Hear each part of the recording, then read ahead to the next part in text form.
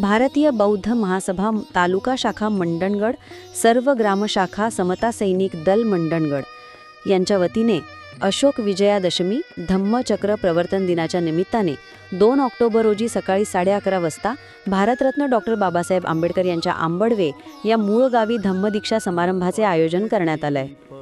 कार्यक्रमात धम्मदीक्षा व देसना ही भिक्खू संघ चैत्यभूमी दादरचे राष्ट्रीय महासचिव भंते सुमेध बोधी देणार आहेत। संस्कार विभाग महाराष्ट्र राज्य सचिव अनंत सावंत हे मार्गदर्शन करणार आहेत। या निमित्ताने आयोजित स्वागत सत्कार समारंभाचे अध्यक्षस्थान हर्षद जाधव भूषविणार आहेत। कार्यक्रमाचे स्वागत अध्यक्ष नरेंद्र सकपाळ, प्रमोद सकपाळ, शरद धोत्रे, प्रास्ताविक शैलेश पवार, आभार प्रफुल्ल खैरे, अमोल सकपाळ, सूत्रसंचालन अल्पेश सकपाळ करणार आहेत। या कार्यक्रमास जिल्ह्यासह तालुक्यातील मान्यवरांची उपस्थिती लाभणार आहे।